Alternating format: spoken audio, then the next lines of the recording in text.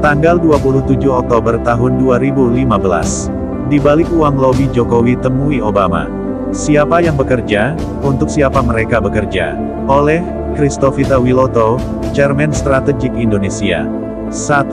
Panggung global yang dipaksa, perjumpaan Jokowi dan Obama.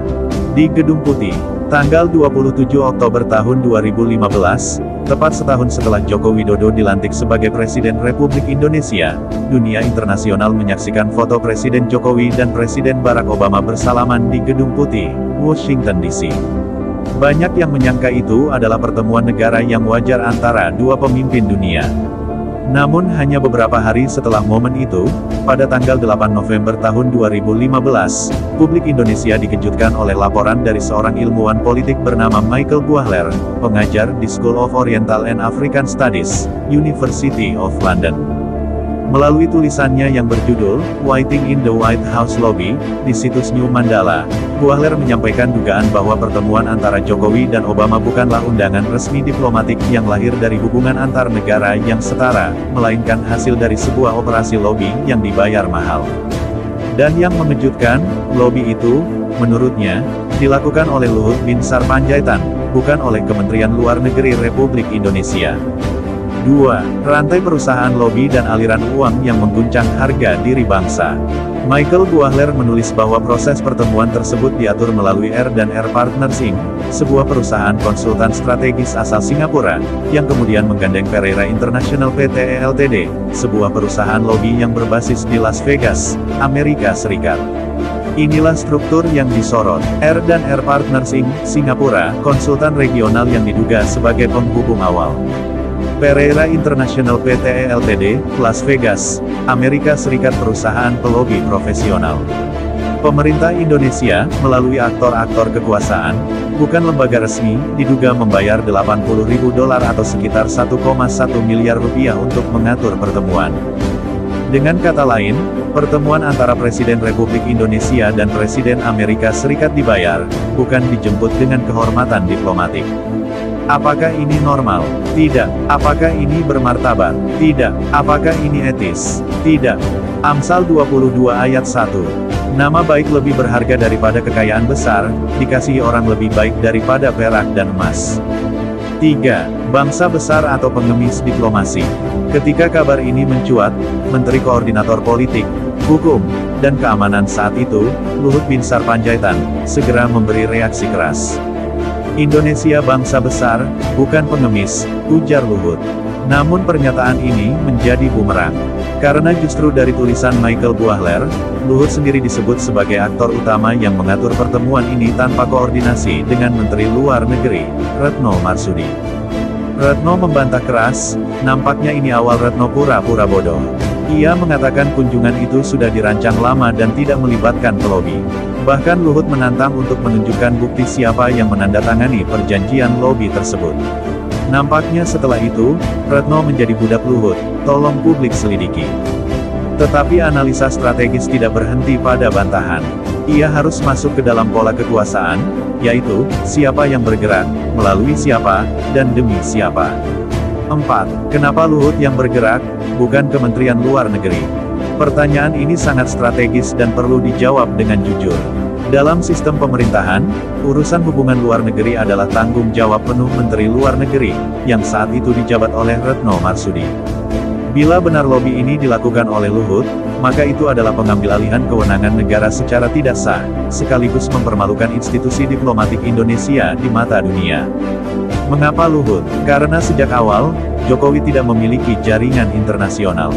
Maka Luhut menjadi tangan kanan yang menjembatani semua urusan luar negeri, bukan berdasarkan sistem, melainkan berdasarkan kepercayaan pribadi. Ini menciptakan pemerintahan berbasis loyalitas personal, bukan kelembagaan. Dan saat itu, bangsa ini baru setahun dipimpin oleh Jokowi. Tetapi arah kekuasaan sudah memperlihatkan satu pola, politik citra lebih penting dari diplomasi substansi. 5. Apa maksud di balik pertemuan ini? Pertanyaan berikutnya, untuk apa bertemu Obama dengan membayar uang lobi? Jawabannya sederhana tapi strategis, untuk membentuk citra Jokowi sebagai pemimpin global. untuk mendapatkan legitimasi dari Barat, untuk mempercepat akses terhadap investasi dan kerjasama luar negeri dengan memanfaatkan bayang-bayang Amerika. Tetapi pertanyaannya, mengapa harus dengan membayar secara ilegal dan bukan atas dasar hubungan setara antar bangsa?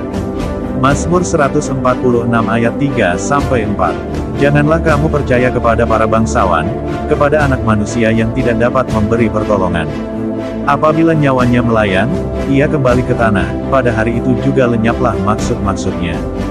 6. Apa dampaknya bagi rakyat? Rakyat tidak mendapat apa-apa dari pertemuan ini, selain berita di media.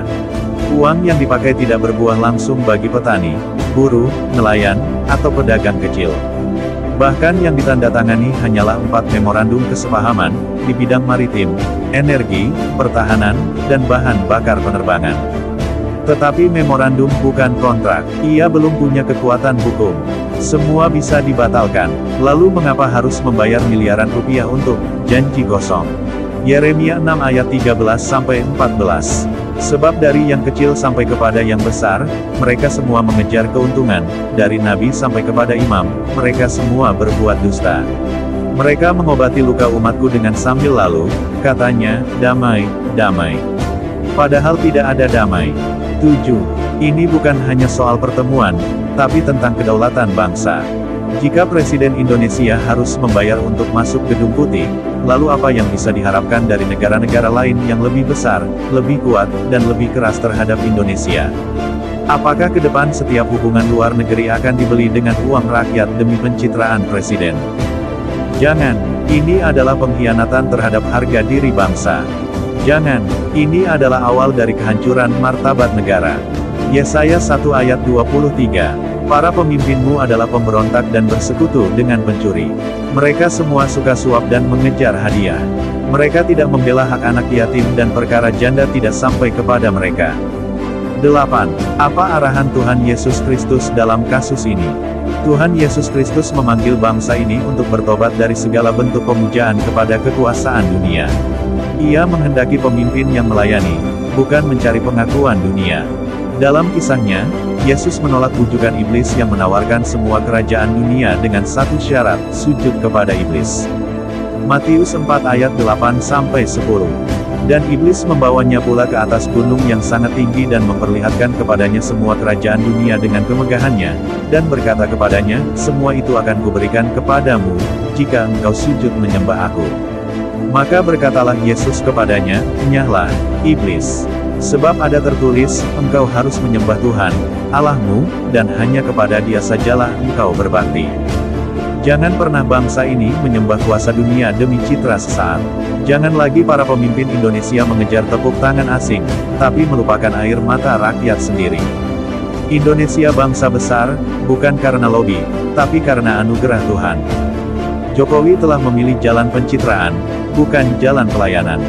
Luhut telah memilih kekuasaan pribadi, bukan tata negara yang benar. Dan kita semua dipanggil untuk tidak diam, tetapi berseru.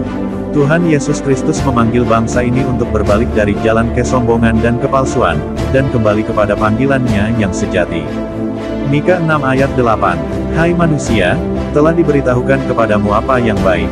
Dan apakah yang dituntut Tuhan daripadamu, selain berlaku adil, mencintai kesetiaan, dan hidup dengan rendah hati di hadapan Allahmu. Kiranya seluruh Indonesia dibangunkan dari tidur panjang, bangkit, bertobat, dan dipimpin hanya oleh kebenaran Tuhan Yesus Kristus. Amin.